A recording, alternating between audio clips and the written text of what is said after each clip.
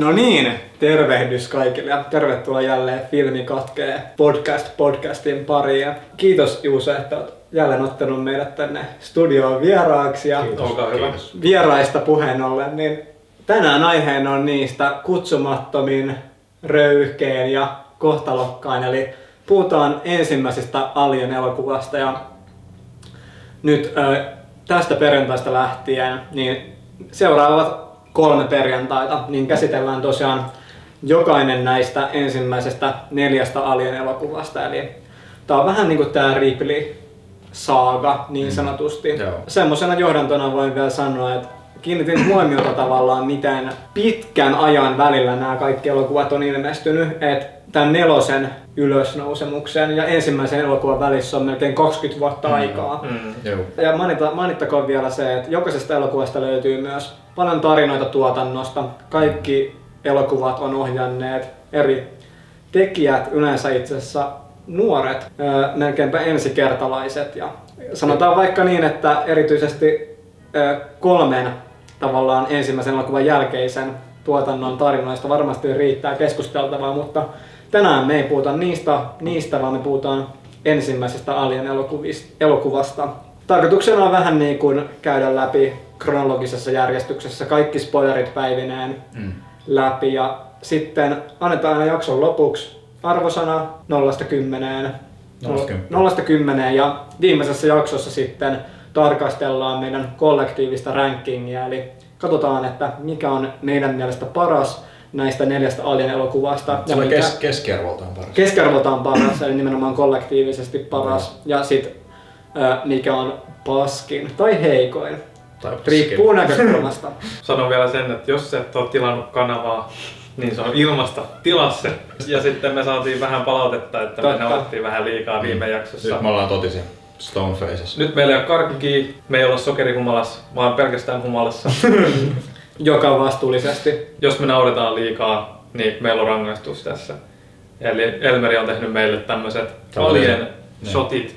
Kyllä, eli tosiaan haluttiin ottaa palaute vastaan Filmi katkee tyylillä ja jos meidän määrittelemätön rajapinta nauramisen, häiritsemisen suhteen kesken toisen puheenvuoron menee rikki, jos me koetaan, että nyt ärsyttää, niin me käsketään sitten podcastin jäsentä vetämään tuosta tommonen aika jämäkkä, kohtalokas teemaan mukaisesti. No ei nyt välttämättä tämmönen shotti ja ehkä sit katsotaan, että miten läksyt menee perille. Musta tuntuu, että toi ei tule auttamaan, vaan toi tulee se tulee pahentaa, mutta ehkä ideana on vähän niin kuin myös se, että meidän jaksojen laatu vastaa myös elokuvien laatua ja niiden muutosta ajan myötä. Mutta näillä sanoilla mennäänkö suoraan ensimmäisen Alien-elokuvan pariin? You are my lucky star. I saw you from afar.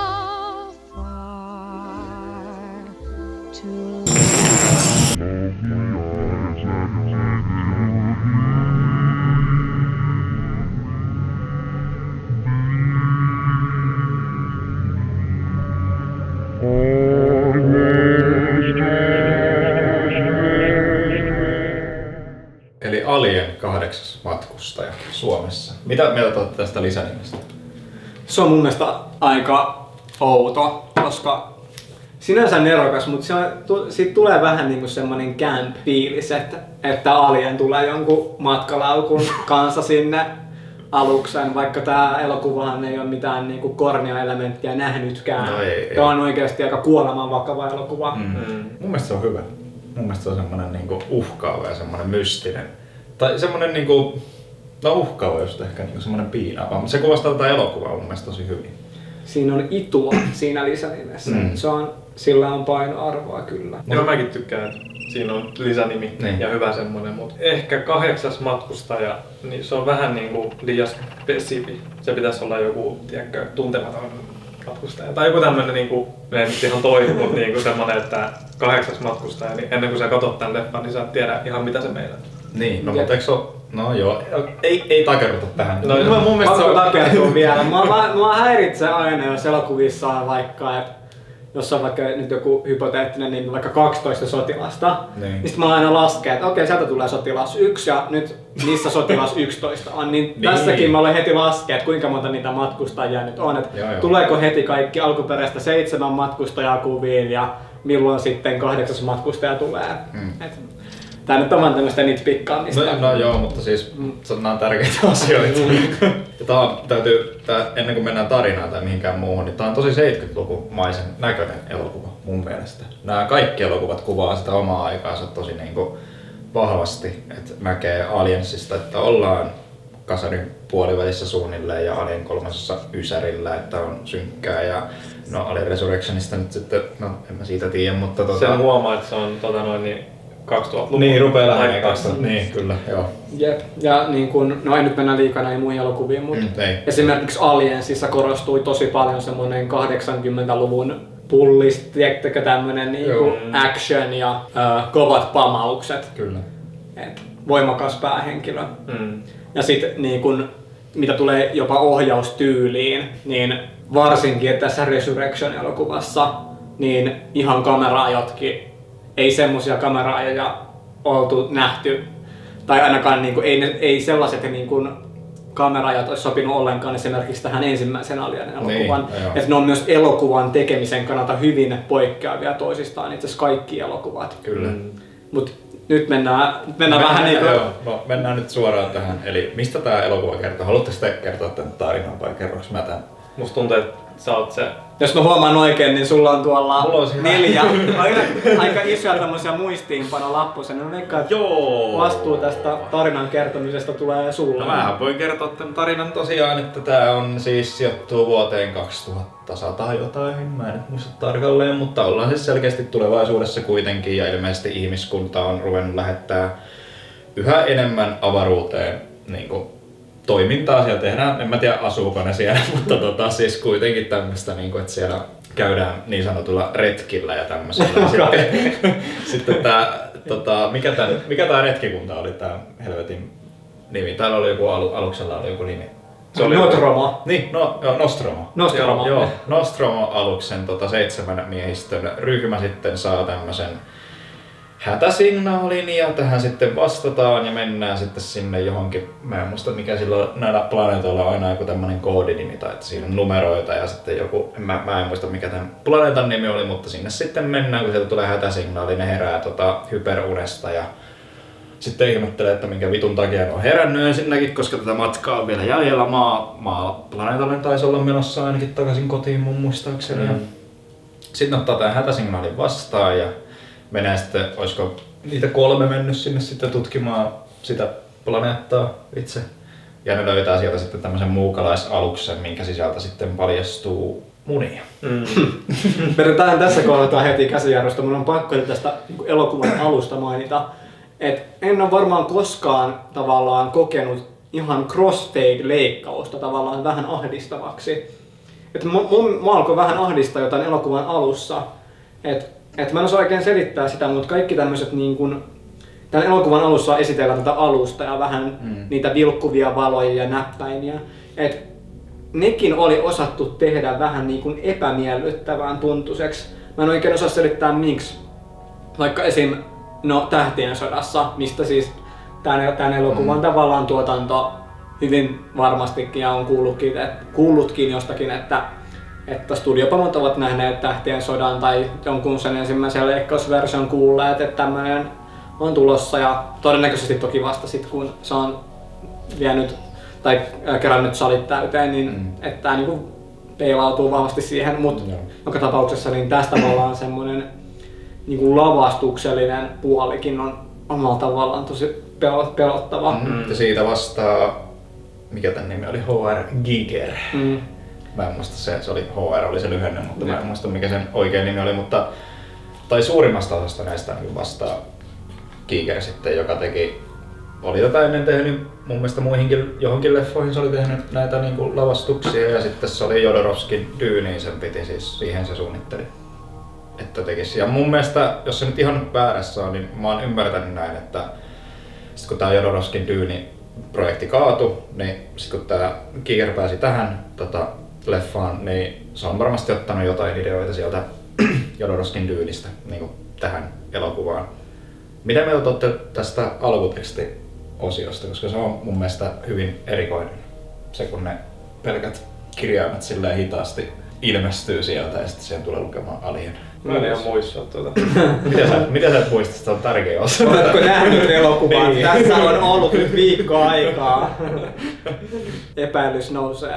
Jos ei ole katsonut elokuvaa, niin noin kaikki joutuu jäämään kerralla. Mä voin sen verran sanoa, että se oli mun mielestä tosi hienoa, kun se kamera tavallaan kulkee sen planeetan läpi.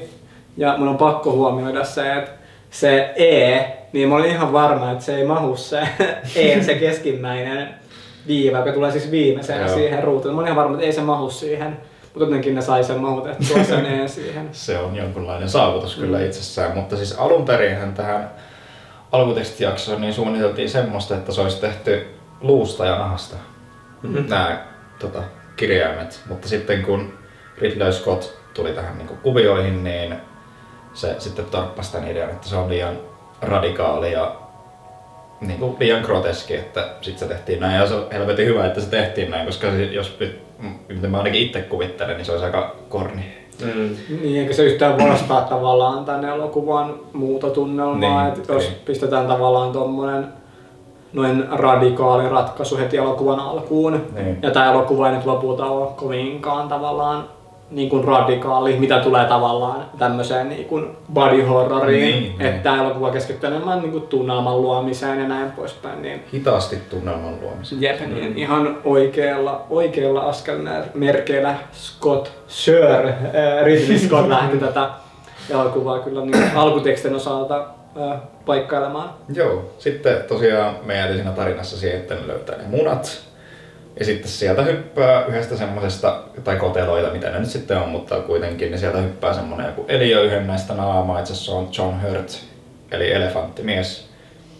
En tiedä, ootteko nähnyt? Ootte varmaan nähnyt elefanttimiehet. No, elämäri en nähnyt. Mutta sä tiedät sen leffan kuitenkin. Tunnen näyttelijän Harry Potterista. No niin. No, Onko se siinä? Se on se Oliver, kun siinä ekassa leffassa ne menee, se Hagrid ja se Harry menee sinne niinku viistokujalle ja siellä on se paikka, mistä saa niitä niinku taikasauvoja, niin se on se mies, se vanha mies. Okay. Ehkä. No se on Indiana Jones tuossa Kristallikallon valtakunnassa sanoo. John Hurt on siinä. Se mykkämies. Kyllä se siinä taitaa jotain puhua, mutta kuitenkin elefanttimiestä mä sen ainakin tunnen. Mä tunnen sen vaan tai siis leffoistakin, mutta musiikista niinku enimmäkseen. John Hurtin. Joo. Onko tehnyt musiikkia? Niin. Onko tehnyt musaa? Ei muodos. Sekoitat me nyt joudun. Olisiko toi John Williams tai jotain vastaavaa? Se voi olla, että sä sekoitat tai sitten mä en nyt oo kärryillä tästä jutusta. Kato sen. Sekoititko sä nyt? Hän on jo edes mennyt. No niin, leikataan toi pois. Sä sekoitit sen nyt. Mä oon siis koko elämäni luullut, että Johnny Cash näyttää. Okei, no pitäisiköhän sun ottaa rangaistukseksi tosta yksi. Jumala. Miksi mä oon luullut näin? Vittu se ois kova. Johnny Cash ois tässä. Niin, Johnny Cash on tehnyt biisin nimeltään. Hurts. Olin nyt sanomassa samaa. Ei siis. No. Okei, tää mullisti mun maailmaa kyllä. Mennään eteenpäin tämmöisistä häpeällisistä epätiedoista. Oi saatana. Ei, siis toi pakko jättää. Loistava juttu. No, John Hurtin naamalla hyppää tosiaan yksi näistä alieneista sieltä munan sisältä ja sitten se tuodaan sinne alukselle, vaikka Ripley on. Niin, no ehkä meidän nämä hahmotkin pitäisi osaa. No, esitellään ne sitten myöhemmin. Joo. Mutta Ripley on sitten sitä mieltä, että vittu ei todellakaan oteta, että sillä voi olla joku tartunta ja sitten se niinku leviää kaikkiin miehistön jäseniin ja tällä ja se on siellä sen napin kanssa valmiina, että ei varmasti avaa. Ja sitten tässä on tää, mikäs helvetti näyttelijän nimi on se, joka on sitten loppujen lopuksi selviä, että se on androidinoinen. Ian Holm. Niin, eli joka on näytellyt Hei, no. Ratatouillen Egon ääni. Vai John Hurt? Ei vaan siis tää... Holmi. Joo. Aha, okei. Okay. Viime jaksosta tuttu. Ratatouille muun muassa. Ja sit se on näytellyt tossa Lord of the Ringsissa. Joo, siinä se oli Bilbo. Joo. Se kun se tulee se jumpscare-kohtaus. Joo. Se on siinä. No rönsyillään vähän nyt, mutta mun on heti pakko mainita, että tää on ihan todella nerokas twisti. Tää Ash-hahmon paljastuminen androidiksi. Niin siis joo, kyllä. Et se tavallaan linkittyy tän elokuvan teematukseenkin tosi vahvasti. Tai mä itse koen, kun puhuttiin Ripleystä, että hän tavallaan paljastuu tän elokuvan edetessä vasta päähenkilöksi. Että hän ei varsinaisesti ole tän elokuvan niin kuin, hän on yksi matkustajista. Kyllä. Ja alussa myös hyvin tavallaan lojaali tälle niin kuin, yritykselle. Tai tälle Wayland Utah vai mikä tää oli? En muista ihan koko nimeä, ja sitten tälle niin kun, miehistölle ja niin kun, heillä ne tulee ohjeille. Täällä on myös tämä Mother-hahmo, niin, että hän tavallaan luottaa siihen paljon, mitä mä ymmärsin. Että tavallaan sit hän tämän elokuvan edetessä oppii tavallaan itsenäistymään voimakkaana päähahmona. Ja sitten tavallaan ehkä tämmöisessä yritysdystopiassa myös tavallaan irtautumaan tommosesta niin kuin sokeasta uskosta. Ja sen takia mun mielestä just tää Ashin paljastuminen pahikseksi on jotenkin tosi nerokas, koska sit tavallaan tulee myös muun muassa siinä tulee myös semmoinen niin kuin fyysinen yhteenotto, joka sit johtaa lopulta siihen, että Ripley tavallaan niin kuin fyysisesti saa sen yrityksen tavallaan, tai hänen sokea usko kääntyy fyysisesti häntä vastaan. Kyllä.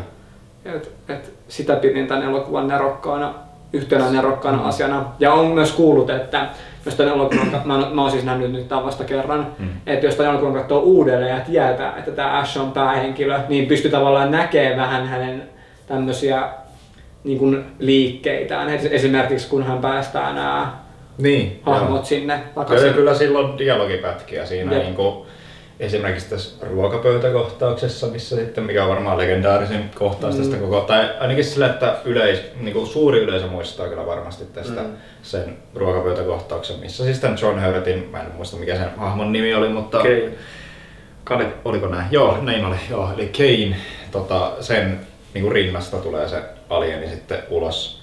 Niin siinäkin kohtaa se on sillä, että älkää niinku lyökö sitä tai mitään vastaavaa tai tommoista se huutaa siinä. Ja joo, hyvä twisti. Ja katsojalle annetaan just semmonen niin toivon kipinä, että hei nyt tää naamanhalaji on poissa kuvioista ja poissa naamaalta ja sit käydään esimerkiksi aamupalan pariin tai niin kun mennään syömään, niin yhdessä juodaan appelsiinimehua ja sit heti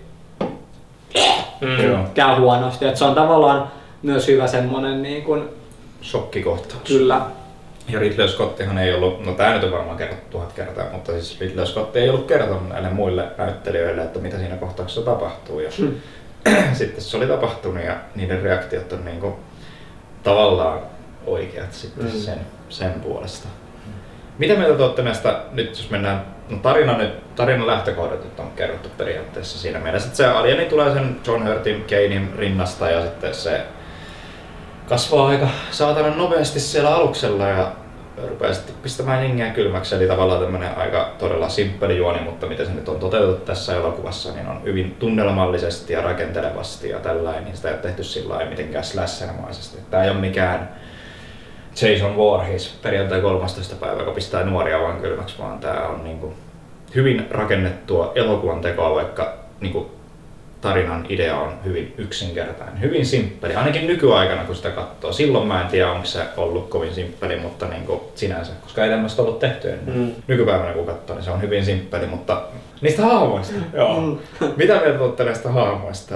Eli Sigourney Weaver näyttelee Ellen Ripleytä, joka on tämän ja muidenkin elokuvan päähenkilö, mutta niin kuin Elmeri sanoi, niin se rakentuu tähän elokuvan päähenkilöksi vasta niin kuin sitten elokuvan loppupuolella oikeastaan. Toi on kyllä yksi tämän leffan valttikorteista toi, että tässä ei ole semmoista tiettyä päähenkilöä ainakaan alussa. Se, että koskaan ei tiedä, että kuka tulee kuolemaan ja kuka sitten selvii hengissä, kun yleensä päähenkilö se nyt selvii tietysti aina hengissä. Niin.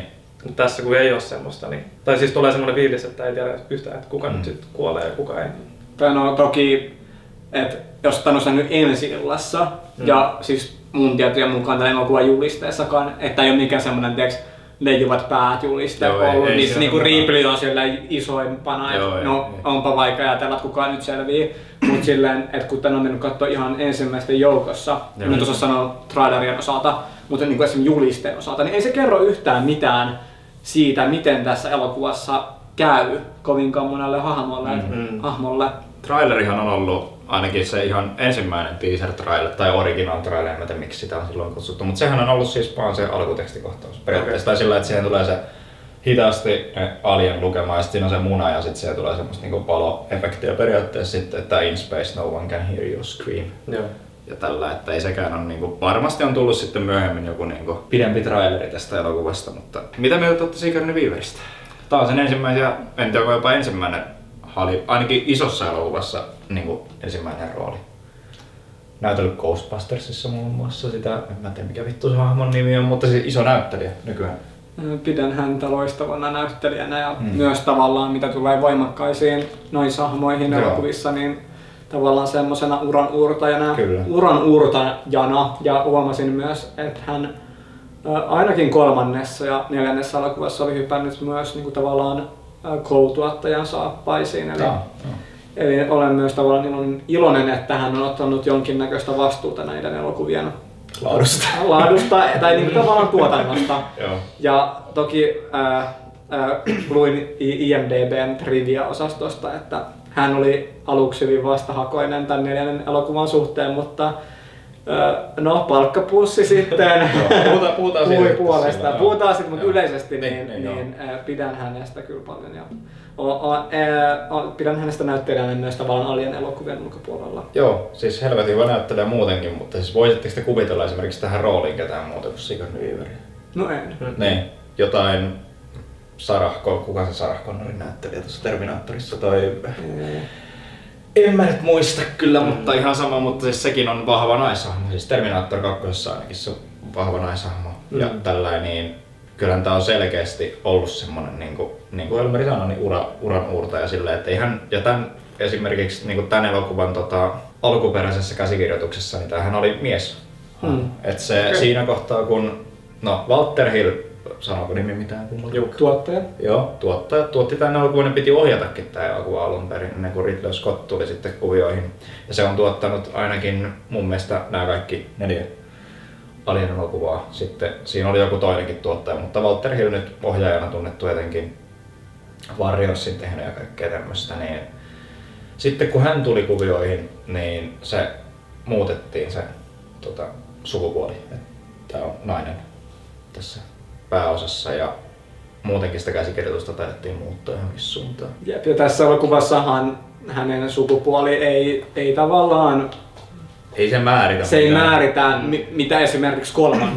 elokuvassa, niin. ehkä 4. Ehkä vähän toisessakin niin on silloin merkitystä, jossa tavallaan tuodaan osaksi tarinaa. Niin. Mutta tässä elokuvassa hän on tavallaan yksi hahmo muiden joukossa. Toki alatekstinä tässäkin elokuvassa on jonkin verran niin kuin semmoista misogyniaa, tai ainakin mä koin vähän semmoista, että hänen ei oikein uskota, hän on nuori nainen ja sellaistenkin asioiden osalta tämä elokuva muiden mukana niin värittää melko dystopista kuvaa, mitä tulee niin kuin sukupuolten tasa-arvosta. Ja sehän on tässä tarinassa, niin, tämän ekan elokuvan tarinassa, niin sehän on, eikö se ole joku, onko se niinku ohjaaja tai lentäjänä siellä tai mikä se on, niinku, sehän on seuraava siitä, kun siellä on se yksi on niinku kapteeni. Dallas. Joo, Dallas. Niin, se on niinku siitä seuraava tavallaan. Et kun se Dallas poistuu kuvioista, niin sit Ripley on sillä, että hän johtaa ja tällainen. Niin, joo, se on vahva naishahmo ja se on helvetin hyvä näyttelijä, helvetin hyvin rakennettu tässä tää hahmo. Mun mielestä sen koko niinku kehityskaari näissä kaikissa elokuvissa on helvetin hyvin rakennettu. Odotan innolla, että näen hänet 2 viikon päästä Mandalorian elokuvassa. Vittu siinä.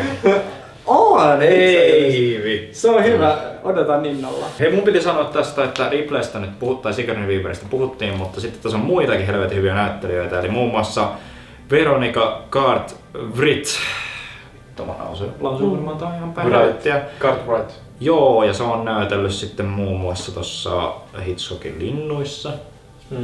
En tiedä, mä en ole lintuja nähnyt, mutta siis Hitchcockin lintuja, mutta Invasion of Body Snatchersissa se on näytellyt siinä 78 vuoden versiossa ja siinä se on yksi niistä päähenkilöistä.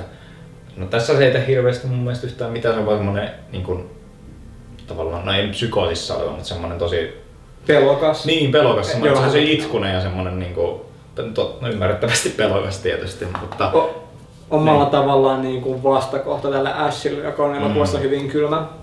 Että tämä hahmo koin, että hän oli tavallaan myös semmoinen niin kuin inhimillisyyden ilmentymä elokuvassa. Joo. Mun mielestä se on koko tämän leffan huonoin roolisuoritus ja tavallaan kirjoitettu rooli. Se vetää sen tosi yli. Niin vetää. Ja tässähän oli, niin sano vaan. Mulla on tosi vaikea kuvitella, että se on tämmönen astronautti, mikä menisi tonne. Sehän oli lentäjä mun mielestä. Se oli toinen niitä oli 2 niitä lentäjiä mun mielestä. Se toinen oli joku näistä miehistä ja sitten oli tää, mä en muista sen hahmon nimeä taas. Mutta Lambert. Niin, on toi Veronika. Joo. Niin se oli mun mielestä niin ei sillä kestä kantti. Tai siis on tää tilanne nyt ihan absurdi siis siinä mielessä kyllä. Sen ymmärrän, että se on ihan niinku painoharhoissa siellä, mutta niinku sillä että mut se on valitettavaa mun mielestä siis sen rooli on pelkästään olla vastakohta tälle Ripleylle. Joo. Ripleylle? Mä koen, että hän on vastakohta tälle Ashille. Mä en tiedä, se on ehkä vähän molemmille, koska Ripley on vahva naishahmo. Mun mielestä kaikki näistä on tosi vahvoja, paitsi tää Lambert. Niin, se on ainut semmonen, joka niin siis, no joo, okei. Se vetää sen roolisuorituksen yli. Mut sitä on varmaan sanottukin, että vedättää vähän. Varmasti niin, että vedättää vähän yli. Että sä oot niinku sun hahmon kuulunut tämmönen ja Scottihan kirjoitti näille kaikille hahmoille niinku taustatarinan. Ja on todella näyttely, että lukekaa tää, että mitä nää on niinku tehnyt ennen tätä juttua. Niin, et kyllä siellä on niinku rakennettu näitä hahmoja kuitenkin.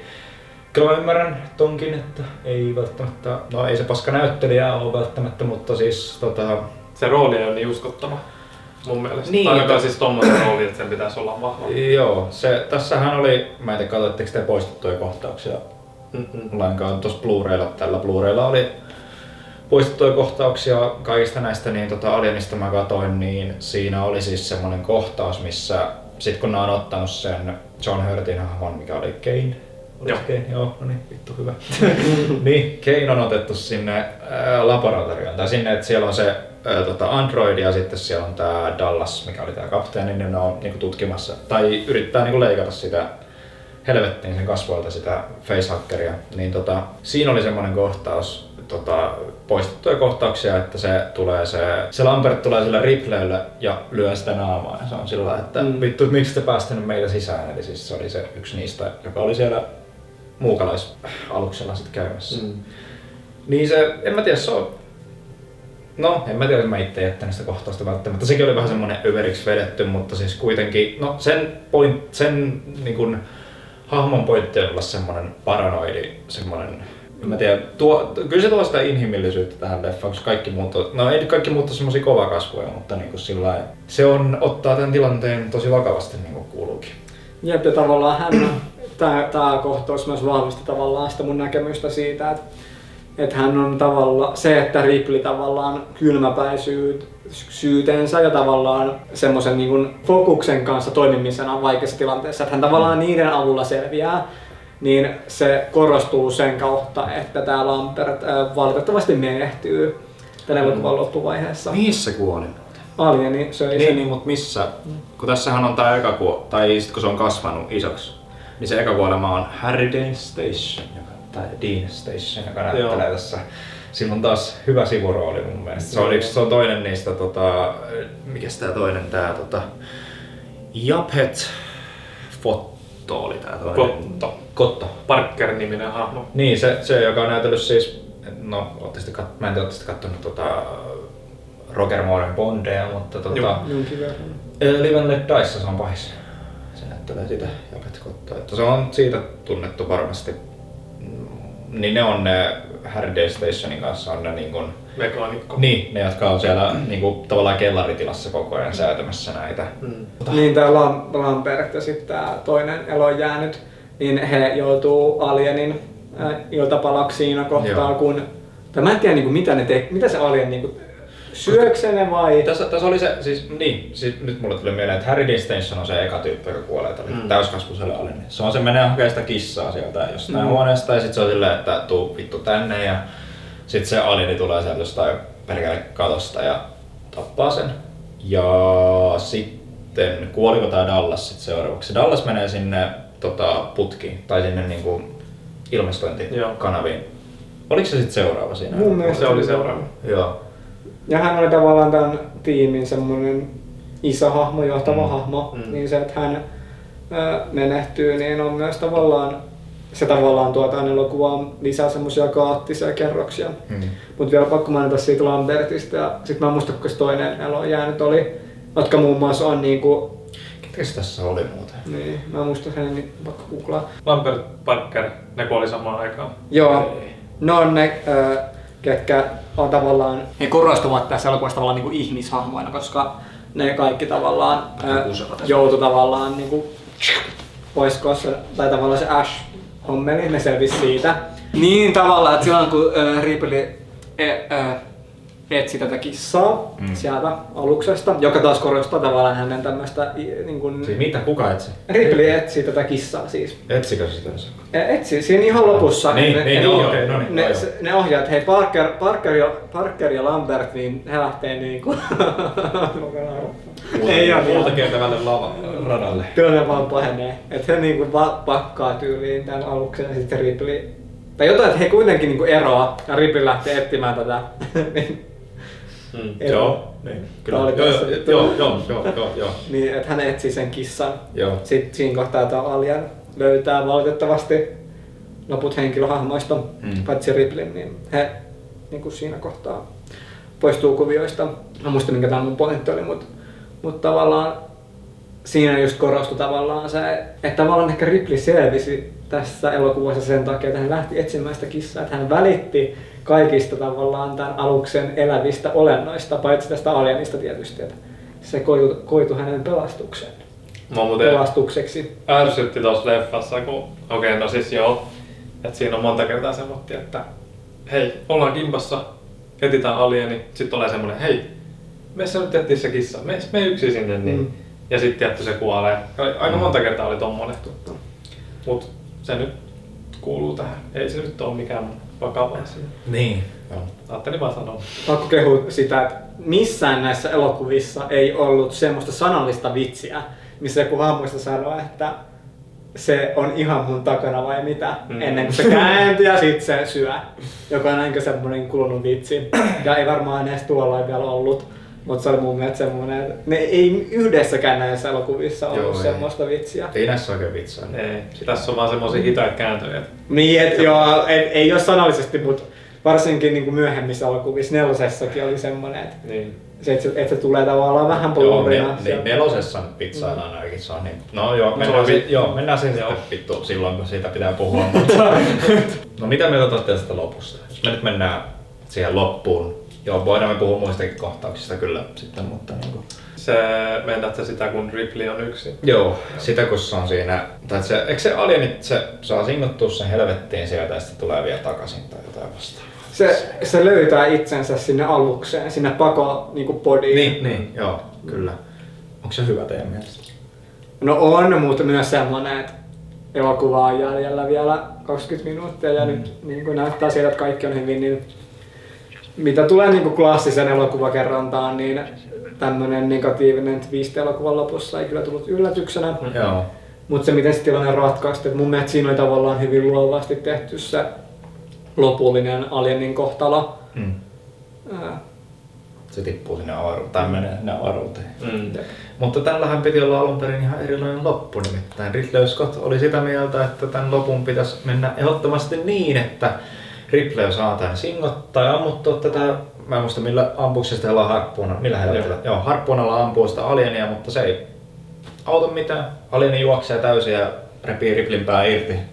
Ja sitten se istuu siihen, tää alieni, Xenomorph istuu siihen niin kuin ohjaustuoliin ja sitten sanoo sinne mikkiin, että tän niin kuin Dallasin äänellä, että hän irtautuu nyt tästä emoaluksesta ja Että toivottavasti joku löytää hänet. Tää oli niinku alun perin Ridley Scottin ehot, tai niinku, että ne oli niinku menossa tällä. Että tällä mennään, tää loppuu tähän ja Fox kuuli tästä, niin ne oli sitä mieltä, että vittu mitä paskaa, että tää ei voi todellakaan loppua näin, että ensinnäkin tää on ihan liian synkkä ja radikaali loppu, mun mielestä on ihan paska loppu, siis rehellisesti toi kuulostaa ihan paskalta. Ja sitten Fox lähetti siis jonkun niitten niin kuin pääjehun työntekijöistä sinne niin kuvauspaikalle sanomaan Ridley Scottille, että vittu että jos te teet tätä lopun näin, niin sä saat potkut saman tien. Että sä et mene tällä lopulla, että me heitetään sit helvettiin tästä leffasta, jos sä niin teet näin. Ja sitten ne muutti sen, mutta helvetin hyvä, että muutti. Koska niinku toi olisi aivan järkyttävän paska lopetus, että alieni rupesi puhumaan jollain Dallasin äänellä siinä. Ne ei vittu, ei. Joskus studiopomojen välein tulla on ihan hyvä asia. Kyllä, ei vittu tää ei ole. Mutta joskus ei. Tiisausta ehkä sinne kolmannen elokuvan jaksoon. Mitä mieltä te olette siitä, että elokuva loppuu siihen, että Ripley pääsee nukkumaan? Onko jotenkin, mun mielestä se oli ihan hyvä idea, mutta toteutukseltaan ehkä vähän semmoinen korni. Tässä elokuvassa se toimii ihan hyvin, mutta seuraavassa ei. Mun mielestä se on hyvä. Niin mäkin tykkään, että se on ihan niin, ympyrä sulkeutuu, että nyt hän pääsi takaisin nukkumaan. Niin, se on taistellut tavallaan sen oman taistelunsa ja sitten oletus on tietysti se, että se pääsee kotiin maaplaneetalle. Eihän tässä sitäkään mitenkään ratkaista. Tavallaan, että jos tälle ei olisi ikinä tullut jatko-osaa, niin mitä, eihän kukaan tiedä, että mihin helvettiin se joutuu, että se saattaa ajelehtia siellä avaruudessa sitten loppuelämänsä hyperunessa ja kissansa kanssa. Että. Mua vähän häiritsi tämän elokuvan lopussa tavallaan semmoinen liiallinen valojen välkkyminen. No joo, se vedettiin. Meni vähän yli. Mä tykkäsin sit niin paljon. Mä en tiedä, se oli kyllä. Mun mielestä se on hyvä, mutta kyllä se vedetään vähän sillä niinku over the top, että sä et niinku ihan maksimiin. Ei se tavallaan tarvinnut sitä. Mä otan esimerkin, missä elokuvan kohtaus oli aika heikko, jossa sitä tarvittiin. Eli tuli Tähtien sota, Rise of Skywalker, minkä jonka lopussa on tää Palpatinen ja Reyn tämmönen vitun luola. Niin siellä oikeesti mulla tuli hirveän nikreä, kun me käytiin kattossa. Sano. Niin, et se tavallaan oli niin tunnelmaton ja jännityksetön kohtaus, että siinä tavallaan vaadittiin semmoista tai visuaalista tavallaan elementtejä, joka vahvistaa sitä tunnelmaa, mutta tämän elokuvan lopussa tavallaan tunnelma oli jo katossa, jonka takia semmoista niin kuin tämmöistä värishowta ei välttämättä oltaisi tarvittu. Mä sanon sen, että mun mielestä se on ihan hyvä. Siis, että okei, se on vedetty maksimiin tavallaan se niinku välkkymisen suhteen ja sillä, että nyt vedetään niinku ihan over the top periaatteessa, mutta ei se silti ole, se ei ole mun mielestä paska. Ja minkä takia se on tehty, niin on sen niin kuin klaustrofobian tunteen niin kuin lisäämiseksi ehdottomasti mun mielestä. Ja ylipäätään tässä elokuvassa, jos mä nyt hyppään vähän asiasta toiseen, niin klaustrofobia on luotu sillä esimerkiksi niin kuvauspaikalla, että Ridley Scott on päivältä työntänyt näitä niin kuin siis aluksen lavasteita niin kuin enemmän kiinni toisiinsa. Ilman, että se on kertonut niin kuin näyttelijöille mitään. Että se on sillä sit näyttelijöille ainakin saanut niin kuin klaustrofobisen tunteen, mutta mun mielestä se on hyvä.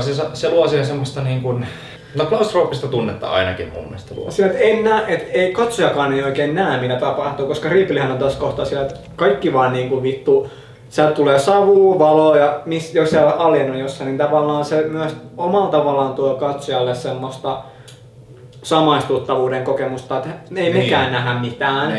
Että kyllä siinä on selkeä funktio, mutta ei, tää nyt oli tämmönen nitpick, että pakko aina valittaa. Sä oot sitä mieltä, että se on hyvä. Joo, mä tykkäsin. Mun mielestä se vaan korosti, tai siis nosti sitä kattoa vielä ylemmäs sillä välkkymisellä. Ja mulla tuli semmoinen fiilis, että mä oikeesti pääsin sen leffan sisään.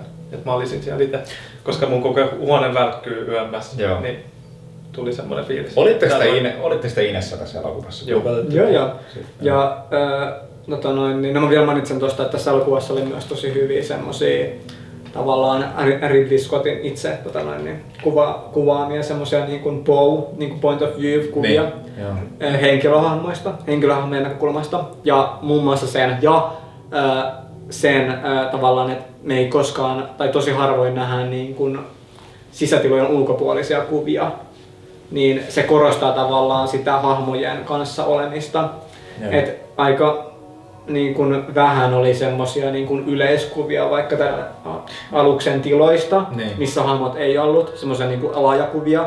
Ja sitten tosi vähän myös semmosia niin kun, sit siinä kohtaa kun niin kun paskasutuletti menee, niin musta tuntuu, että myös semmoset aluksen ulkopuoliset kuvat, missä kuvataan niin alusta ja avaruutta, niin nekin väheni. Että tavallaan se kameratyöskentelyssäkin nostettiin, että tavallaan otettiin huomioon se, että jännitys tiivistyy. Joo, mä uskon, että Ridley Scott on ihan tarkoituksellisesti sanonut, että tää tehdään nyt niin klaustrofobisesti kuin vaan niin pystyy tekemään. Ja se on helvetin hyvin kyllä tehty kaikin mahdollisen puolin. Mitä mieltä olette näistä H.R. Gigerin tai siis ei tehosteista, mutta siis näistä, hänhän on suunnitellut tämän Xenomorphin, niin kuin se perustuu sen maalaukseen, mistä Ridley Scott on sitten saanut sen. Tai en muista, oliko se Ridley Scott vai oliko se joku tuotteista, mutta kuitenkin, että on nähnyt sen Gigerin maalauksen ja ollut sillä, että toi on muuten meidän niin kuin monsteri tähän elokuvaan. Ja sitten se on suunnitellut myös sen muukalaisaluksen niin kuin kaikki ne. Siellä on se jättiläinen siellä muukalaisaluksella esimerkiksi se, mikä on kiinni niissä vitun laitteissa ja kaikkea tämmöistä. Ne on tosi groteskeja. Ja ihan upeita siis lavastuksia. Varsinkin se, missä on, se kohtaus, missä on se jätti-olio, joka on menehtynyt tai kuollut ja sitten siinä on tavallaan, hän katsoo jotain niin teleskooppia. Niin se on ihan valtavan kokoinen lavaste. Niin on. Se oli ihan huikeasti niin tehty kohtaus. Tässä elokuvassa on kaikkea myös niin taustamaalauksia, mutta se näytti, että se on vain niin yksi iso lavastus. Se on niin kuin, mun mielestä se on niin kuin, että se ei ole tehnyt näitä muita lavastuksia sillain niin suunnitellut ainakaan, mutta se on niin suunnitellut nimenomaan tämän muukalaisaluksen ja sitten tämän, miltä tämä Xenomorphi näyttää. Näin mä ainakin ymmärsin. Ja tähän on hauska tarina, että Howard Giger oli tuomassa näitä Amerikkaan näitä sen niin kuin luonnoksia näistä elokuvista tai tähän elokuvaan. Ja USA:n viranomaiset ei sitten päästäneet tätä saman tien tullista läpi, koska ne näki nämä maalaukset ja oli sillä, että mitä helvettiä, että sä et tuu tähän maahan muuten, että mitä vittua nämä on, niin ne katsoi niitä, ne oli niin kuin hänen mielestään niin sairaita. Mä en muista miksi se oikein kutsui niitä, mulla lukee täällä. Vastenmieliseksi aborteiksi kutsui tää viranomainen ja oli sillä aluksi, että vittu sä et muuten tuu tähän maahan näiden kanssa. Mutta kyllä se pääsi loppujen lopuksi, mutta että nämä on otettu niin kuin viranomaistenkin niin kuin puolesta sillä aika niin kuin, no en nyt vakavasti tietysti, mutta siis sillä niin kuin hekin ovat pelästyneet tätä, että ei mitään samankaltaista ei oltu nähty. Ja varmasti näin oli myös siellä ihan teatteriesityksissä tällä, että ihmiset on varmasti ollut sillä, että mitä vittua mä oikein katon tällä hetkellä. Että, no mun mielestä helvetin loistavia nämä Gigerin niinku suunnittelemat kaikki nämä lavastet. Ne on niin groteskeja ja niin semmosia niinku, en mä tiedä, mahtailevia, semmosia hienoja, vitun siistin näköisiä kyllä kaikki. Absurdeja. Niin. Ja mun mielestä tavallaan, no nyt tää menee tämmöiseksi, mutta joo, mä koen itse, että se Alien toimii tosi hyvin, et tosi aidon näköinen, kun se on tavallaan vähän jossakin niinku katossa piilossa. Niin siis joo. Mutta sit siinä lopussa, kun se on semmosessa niinku vähän niin kuin sellaisessakin auringon alla niinku siellä putkien välissä, niin siinä kohtaa se uskottavuus vähän niinku rakoilee ja sit kun se poistuu imeytyy avaruuteen, niin siinä näkee, näkee, että okei, siellä on ihminen nyt sisällä. Niin, ihminen sisällä, joo. Siis se on totta, että siinä avaruuteen imeytymiskohdassa se on paska. Tai no, en mä nyt sano paskan näköinen, vittu ihmiset tuuttu mulle tosta, kun mä sanoin ton, mutta niinku ei paskan näköinen, mutta sen huomaa, että se ei ole mitään aitoa. Mutta siis kyllä mun mielestä, niin jos se kohtaus niin sivutetaan täysin, niin kyllä tämä elokuva on tehnyt sen aika helvetin hyvin, että miten se niin piilottelee tätä. Ja nimenomaan se on iso valttikortti tälle. Vähän niin kuin Tappajahaissa, että ei näytetä. Se on aina vittu pelottavampaa, mitä sä et näe. Juuri näin. Niin. Olen ihan samaa mieltä. Ja tätähän näytteli... Kukas vittu tätä näytteli tosiaan? Polaji Badejo. Mikä? Badejo. No mulla on päin vittu kirjoitettu täällä. Sanokaa uudestaan, kun mä nauran. Badejo, ei oo mullakin Badejo. Sanokaa uudestaan, kun mä olen nauraa tätä täällä. No niin, eli Bade... Mikä vittu se oli? Polaji Badejo. Se näytteli tätä Alienia ja sehän ei tehnyt sitten tämän lisäksi mitään muita elokuvarooleja. Ja hän menehtyi tosi nuorena. Se oli semmoinen, okei. Joo. Mutta siis helvetin pitkä jätkä ilmeisesti mun tietääkseni. Että... Joo, sen takia se varmaan menehtyikin. Aina nämä pitkät jätkät ne kuolee. Ihmiset menehtyy. Mutta joo, tässä on kyllä semmoiset erikoistehosteet, että ei niinku, mä en ole missään nähnyt parempaa kuin tässä. Mun mielestä mikään ei vedä vertoja. Niin, tässä ei niinku hirveästi...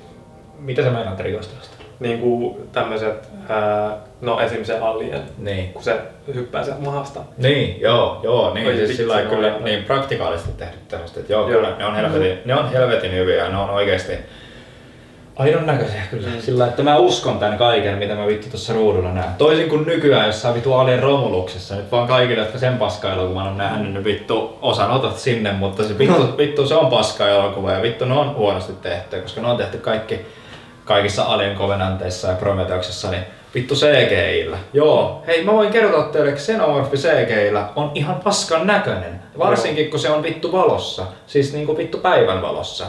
Sä näet saman tien, että se ei oo vittu, tää on tehty tietokoneella, tää ei oo aidon näköinen tai millään tavalla aidon näköinen, vittu toisin kuin tässä. Tässä piilotellaan ja rakennetaan sitä vitun alieniäkin niinku aivan uskomattomalla tavalla ja se on niinku tän elokuvan yksi hienoimmista aspekteista.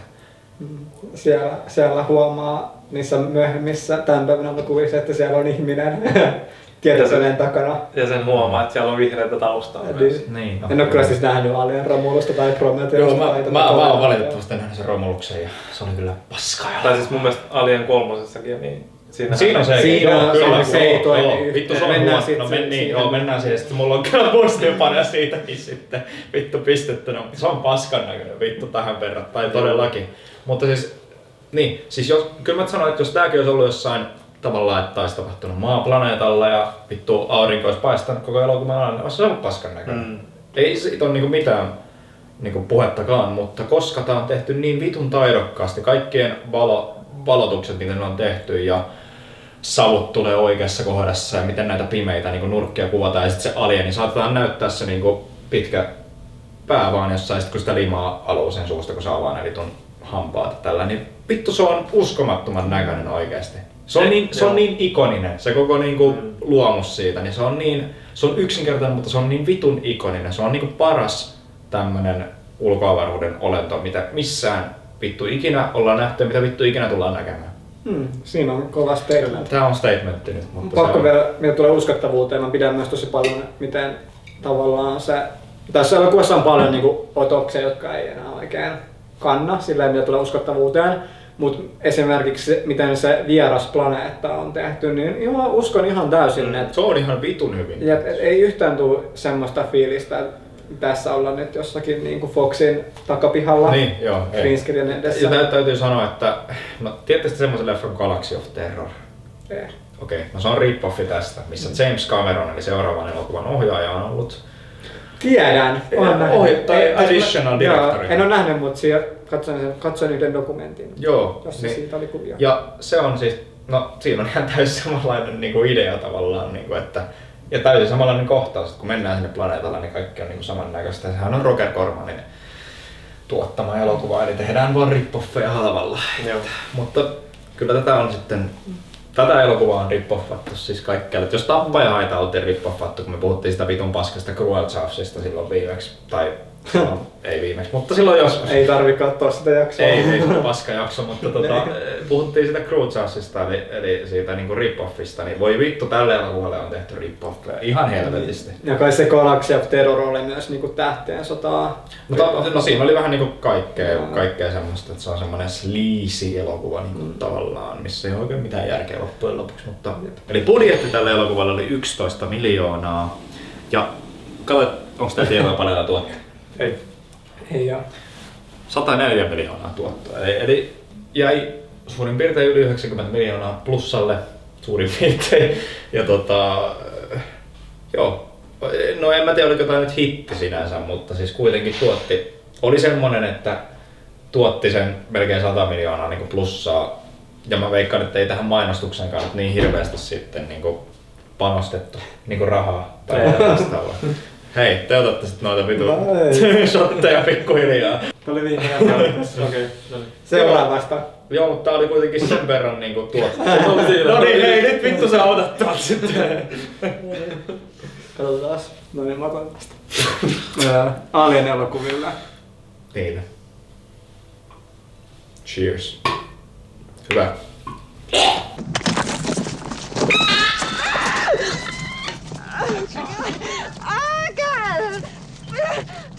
Eli tää oli kuitenkin sen verran tuottoisa elokuva, että sitten studio halusi niinku saman tien ilmeisesti tämän jälkeen, niinku, että nyt vittu tehdään jatkoa, mutta siinä sitten meni 7 vuotta ennen kuin tuli, mutta siis kuitenkin. Mitä mieltä te olette tästä niinku kauhuelokuvana? On helvetin hyvä. Elmeri, sä oot tämmönen niinku, että sua vähän jännittää niin kauhuelokuvat. Miten sä koet tän elokuvan? Kyllä mua pelot. En mä kokenut, että tää on niinku kauhuelokuva, mä koen, että on enemmänkin niinku tiivis tunnelmainen elokuva. Thrilleri. Jep, et nimenomaan thrilleri. Et mua ei niinku kauhistuttanut, vaan mua ahdisti. Tai silleen, mikäs, laskepa sitä juomaan, niin katsotaan, nauratko vähän siellä. Joo, no niin, hyvä. Ei naura. Tää oli niinku, tiivis tunnelmainen ja niinku kutkuttava, epämiellyttävällä tavalla, mutta ei kauhistuttava. Tai semmoista, ei niinku luotaan työntävä, vaan niinku katseeni kiinnittävä. Niin, no ehkä sitä tällä on, kauhuakin on niin erilaista. Että joo, kyllä thrilleri on oikea sana kuvaamaan tätä, koska en mä itse ainakaan. Mä nyt katson kauhuelokuvia harva se päivä kuitenkin, sillä aika paljon. Et Elmerillä mulla on niinku todella erilainen niinku leffamaku ylipäätään kuitenkin. Niin mä koen tän eri lailla, mutta siis mikä tähän tuo niinku sitä kauhuaspektia, niin on tää monsteri.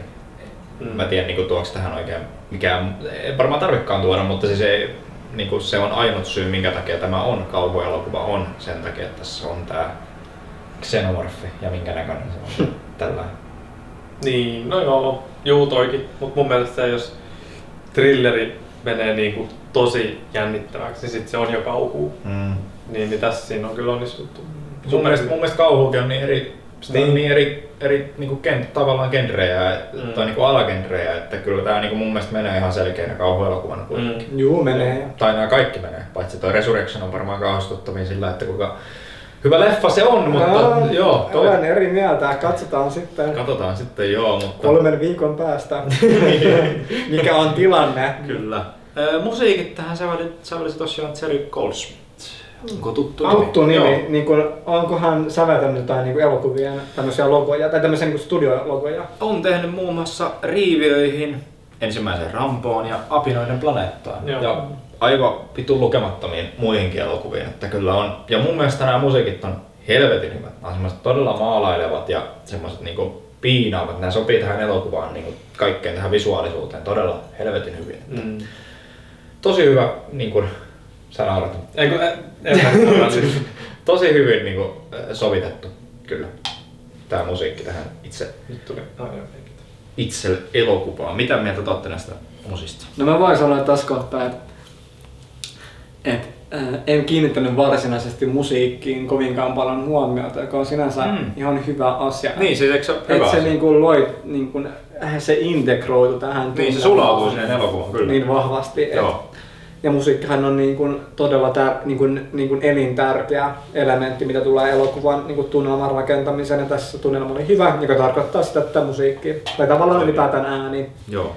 Tai voi olla myös elokuvia, missä musiikkia ei hyödynnetä, mutta tässä sitä hyödynnettiin. Kyllä. Ja se toimi tunnelmassa. Joo, ja se ei ole mitenkään semmoinen niinku vittu yli vedetty mitään semmoista John Williams-tyylistä mitään torvisoitontaa, vaan se todella maalaileva. Nimenomaan sitä ei edes huomaa, että se on siellä. Niin, se on hyvä juttu tässä elokuvassa, että sitä ei huomaa edes. Niin, sulautuu niin hyvin tähän. Oliko sun mitään? Eikö se oli just se, mitä joo. Scott oli tätä ennen ohjannut tosiaan yhden elokuvan, saatteko nimetä, että mikä? Se oli se miekkailija. Joo, Duelists, eli kaksintaistelu, missä näyttelee muun muassa Harvey Keitel, joka näyttelee nyt muun muassa Scorsesen elokuvissa, Mean Streetissä ja kaikissa. On muissakin elokuvissa loistava näyttelijä ja sit siinä oli toinenkin. Sitä mä en ole ikinä nähnyt, mutta tosiaan yksi elokuva pelkästään miehellä alla ja teki helvetin hyvää työtä. Niin kuin miettii, että toinen elokuva, mikä se on ohjannut. Kelatkaa. Sä teet toisen elokuvan Alienin. Ja sitten myöhemmin teki Blade Runnerin muun muassa. Että miehellä paskoja elokuvia monta, mutta hyviä elokuvia myös sitten. Että tavallaan tämän kameran takana tavallaan tuntuu, että tämä elokuva huokuu tavallaan semmoista itsevarmuutta itseään kohtaan, että ei ole mitään semmoisia paniikinomaisia ratkaisuja, oikeastaan mitään älyttömän jopa rohkeitakaan ratkaisuja, että on niin kuin tosi itsevarmaa elokuvan tekemistä. Heittäytyvää elokuvan tekemistä. Tälle elokuvalle oli sitten muitakin nimiä. Voisin tässä kohtaa mainita, että Alien ei ollut suinkaan ensimmäinen nimi, mitä tälle kaavailtiin, vaan muun muassa ensimmäinen nimi taisi olla Memory, eli muisto oli tälle ensimmäinen nimi, jota kaavailtiin. Toinen oli They Bite, eli he purevat. Ja sitten yksi niistä oli Star Beast, jolla oltiin menossa vielä sitten Star Warsin jalanjäljissä, kun siitä puhuttiin, niin oli avaruusbuumi. Bondi meni avaruuteen, kaikki meni avaruuteen, niin Star Beast. Vittu ois oikeesti ollut paskanimi. Vittu me ei puhuttaisi tällä hetkellä tästä elokuvasta, sitä nimi on Star Beast tai They Bite tai Memory. They Bite, tai siis ei tässä ole kuin yksi. Niin. En mä tiedä vittu mihin se on vaan niinku heitetty, mutta sitten joku tuli järkiinsä ja sanottiin, että vittu tää nimi on Alien. Että ei ole mikään perkeleen Star Beastillä on siis ilmeisesti menossa kuitenkin. Että... Ja se Alien nimikin muodostui siinä kohtaa, että no en ole kovin yllättynyt, että joku tämän tuotannon tavallaan takana olevista tahoista oli pannut merkeille, että Star Beast ei välttämättä ole kovinkaan hyvä nimi. Niin. Sitten he oli tavallaan havainneet, että hetkonen, että Alien, se sana löytyy käsikirjoituksesta monen niin useamman kerran, ja sitä ei ole käytetty varsinaisesti elokuvaan tai tämmöisenä niin kuin ammatillisen elokuvan nimenä koskaan. Niin. Se kuvaa tätä elokuvaa, se on todella hyvä nimi. Erinomainen nimi. Niin, ei sen parempaa nimeä tälle elokuvalle oikeastaan. Ulkopuolinen muukalainen niin sanotusti. Että. Joo. Tällä elokuvalla oli myös oikeuskiista, jossa sitten tämmönen mies kun A.E. Van Gogh haastoi Foxin oikeuteen siis siitä, että se oli kirjoittanut vuonna 1939 kirjan, jonka nimi oli Discord in Scarlet, joka sisälsi hyvin pitkälti samanlaisia kohtauksia tai niin kuin samanlaisen idean, mitä tässä elokuvassa oli. Ja tämä oikeuskiista sitten niin kuin paketoitiin oikeussalin ulkopuolella, että ei sitä tullut sitten sen isompaa, mutta että kuitenkin en nyt muista, että kuinka paljon niitä yhtäläisyyksiä oli tai mitään tämmöistä, mutta että ilmeisesti muukalainen jostain planeetalta ja tämmöistä settiä, niin joo. Niin. On mulla yksi juttu, että tää Alien, tää, missä ne menee katsomaan niitä munia, tai siis vittu, siihen vieraaseen alukseen ja sitten löytää ne munat, niin sehän piti alun perin sijoittua siis pyramidiin. Pyramidin sisään, joo. No se on hyvä, että se torpattiin se idea myöskin. Se olisi mun mielestä vitun typerä juttu. Niin, että tää avaruusalus, minkä tavallaan sisältä tai täältä maanalta, se on vähän niin kuin jotenkin se avaruusalus tai se objekti, minkä sisälle menee, niin se on U-muotoinen. Jep, semmoinen magneetin muotoinen. Se on vähän niin kuin, se on aika pieni verrattuna siihen, kuinka isoja ne lavasteet on. Niin mä nyt en tiedä, onko nämä alienit jotenkin levittäytynyt sinne maan perään sitten avaruusaluksen pohjan kautta tai jotain. Niin. Mutta joka tapauksessa niin olen iloinen, että he eivät hyödyntäneet mitään pyramidia, koska nyt edessä jotain täysin tuntematonta myös katsojille. Niin, eikä siis mun mielestä tämän elokuvan, niin jos nyt mennään siihen, että niin tämän elokuvan isoin valttikortti on se, että tämä ei selitä näitä juttuja perinpohjaisesti. Jos tämä tehtäisiin nykypäivänä, niin nämä olisi kaikki selitetty saman tien. Hahmot puhuisi jotain, että dialogissa käytäisiin läpi, että hei, tää on tämmönen juttu, tää on tämmönen juttu. Koska katsoja on niin vittu tyhmä nykyään saattaa, että nämä vittu jutut pitää vittu selittää. Kaikki. No ei välttämättä kaikki, mutta studiopomojen mielestä he ovat. Niin, siis joo, kyllä. Joo, sitä mä meinasin, mä sanoin sen väärin, mutta joo, siis mutta olet ihan oikeassa, että niin, tähän olisi sit kaikkea, olen robotti ja omalla tavalla tämän elokuvan antagonisti, koska todellisuudessa tämän elokuvan yksi alateksteistä on tämmöinen niin kuin yritysdystopia. Kyllä, ja Weyland Juta on tämän elokuvan niin kuin pahis, että se haluaa sen Androidin avulla niin kuin säilyttää tämän Xenomorph, jota muuten ei tässä elokuvassa mainita millään tavalla, niin Xenomorph-lajin, ja käyttää sitä aseteollisuuteen ilmeisesti. Onko teillä tästä enempää vai mennäänkö? No mennäänkö? Mun on pakko sanoa vielä yhdestä teknisestä asiasta, eli kuvauksesta sen verran, että niin kuvauksessa on niin kuin osattu luoda semmoista jännitettä ja semmoista tiivistunnelmaisuutta niin niiden kamera-ajojen avulla. Ei ole yritetty luoda mitään sinemaattista shottia. Niin, vaikka ne on sinemaattisia shotteja kuitenkin mun mielestä, mutta ei ole sillä niinku, mitä sä meinaat ehkä, niin ei ole semmosia niinku, että kamera on nyt paikallaan. Tosi tyyliteltyjä. Niin. Niitäkin on. Ja ne on todella hienoja, mutta niitä on käytetty todella maltillisesti. Joo. Ja se on tän yksi, niin kuin, miksi toimii niin hyvin. Tämän elokuvan mun suosikki tuossa on se, että missä ollaan tässä tavallaan sairaalahuoneen, missä on kun tää Kane makaa. Niin siinä on yksi semmonen otos, mikä on siis yöllä, kun tavallaan kuvataan sitä seinää ja väistetään se Kane kokonaan. Ja sit niin kun kamera jää siihen, onko se Ashin luo. Niin se on tavallaan niin kummallinen otos, niin se sopii just sen takia tosi hyvin tähän elokuvaan. Ja tavallaan mäkin odotin, että kohta tulee joku hyppypelästys tai joku, että siirrytäänkin yhtäkkiä kattoo sitä Kanea, mutta niin ei tapahdu. Eihän tässä ei ole mitään hyppypelästyksiä tai mitään vastaavaa. Tää rakentaa, tai siis no jos ei sitä nyt lasketa sitä ruokailukohtausta. Mun mielestä sitä ei lasketa. Että ei tässä ole mitään semmosia, että Allen juoksee suoraan kameraan tai mitään vastaavaa. Tässä rakennetaan oikeasti kauhua sillä lailla, kun sitä vittu kuuluu rakentaa saatana hyvässä elokuvassa. Mä nyt sanon aika karkeasti, mutta näin se vaan on. Että, joo. Jopa toikin, että ensimmäiset 6 minuuttia tästä leffasta on sitä, että kamera kuljeskelee siellä aluksessa. Ei näe mitään muuta kuin sitä itse alusta. Sitten 6. minuutin kohdalla niin valot tulee päälle ja pystyy vähän niin kuin rauhoittumaan semmoista katsojaa. Hetkellisesti. Niin. Kunnes se piina sitten alkaa uudestaan. Good morning. Niin. Huomenta, hei. Joo, mutta ehkä me ollaan tämän elokuvan kanssa käyty läpi tää juttu, niin olisiko sitten näihin niinku arvosanoihin ja näihin annetaanko me tässä arvosanat? Joo, 0–10. Niin. Mä laitan ylös tänne, niin katsotaan sit viimeisessä 4. jaksossa tätä Alien sarjaa, että mikä tilanne. Joo, mun mielestä tää on siis 3. kerta kun mä oon nähnyt tän. Niin, sekin joo. Nyt tää iski kyllä kaikista eniten. Se voi olla, että mulla on 120-tuumainen screeni tossa. Se voi vaikuttaa. Niin. Katoin sen kuulokkeella ja pimeällä ja yömmässä. Niin oli niinku kaikki kunnossa sen suhteen. Niin. No niin, ihan homma. Mun mielestä on paras kauhuelokuva ikinä ja annan kyllä 10. Saa antaa puolikkaita myös. Okei, mä annan 9/10. Okei. Se on aika hyvä. Joo. Se on aika hyvä. Letterboxdiin merkannut 3,5. Joo, nyt mä antaisin 4,5. No niin, okei. Joo, selvä. Annaks mä seuraavaksi? Joo. Sano 9. No mä annan tälle 9,5/10 ja tää on niin...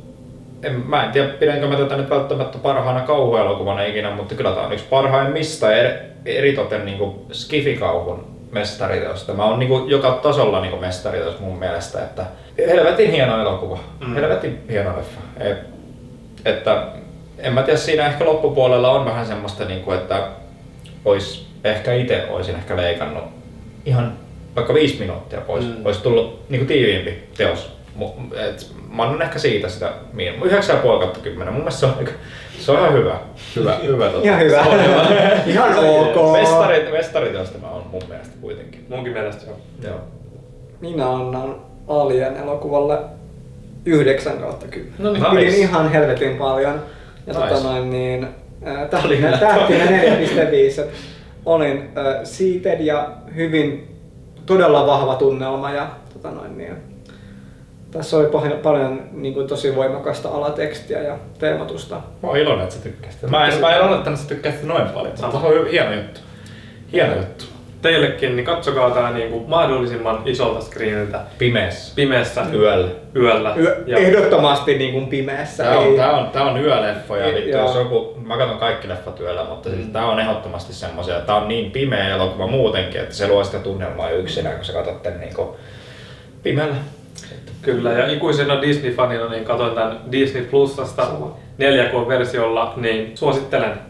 Disney Plus on sitäkin. Mä katsoin Blu-rayta, mutta se oli ihan hyvä. Mulle riitti sen kuva kyllä ihan hyvin. Mut mä oon ennen katsonut tän DVD:llä. Ja... Joo, mä uskon, että tolla DVD:llä on vähän paskempi laatu. Ehkä voisin vielä niin kuin tällä ihan by the way niin sanoa, että tässä oli deleted skenejä, mitä mä katsoin, niin esimerkiksi siinä Tästähän on kaksi eri leikkausta, mitkä on, niin ei ole hirveästi eroja, on minuutin eroja. Niin Director's Cutissa niin on ilmeisesti, mä oletan, että se on lisätty siihen, että näytetään, että mihin nämä ruumiit on mennyt. Eli siellä on siis se seinä. Samalla kuin Aliensissa on se, kun ne löytää sen, että ne on siellä seinissä niin roikkumassa. Niin. Joo, sitä ei ollut tossa. Joo, se on Director's Cutissa ilmeisesti. Mä en kattonut muuta kuin Director's Scanet, mutta joo, näin on tälleen by the way tähän väliin. Mutta meidän kautta on selvästi se, että tää on aika helvetin hyvä elokuva ja ei tästä sitten muuta kuin mennään seuraavaan leffaan sitten seuraavassa jaksossa. Kyllä. Kerro ensin, että mikä on sun mielipide siitä. Joo. Ja anna myös arvosana, niin katsotaan mikä on niinku teidän sitten semmoinen yhteinen arvosana, mikä nyt voisi tulla. Joo. Olisi tosi kiva kuulla aina, että mitä mieltä muut on. Kyllä. Ja tosi kiva on ollut myös nähdä, että Discordissakin jengi on valmistautunut, kun tämä meidän aihe on vuotanut jäätämättömästä tahosta nyt tänne niin kuin eetteriin. Mutta Kyllä. meillä on vielä 3 elokuvaa käymättä, niin me pistetään tässä kohtaa hommat pakettiin ja jatketaan Aliensin parissa.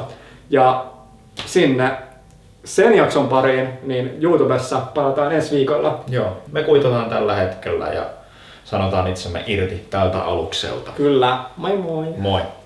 This is Ripley, last survivor of the Nostromo. Signing off.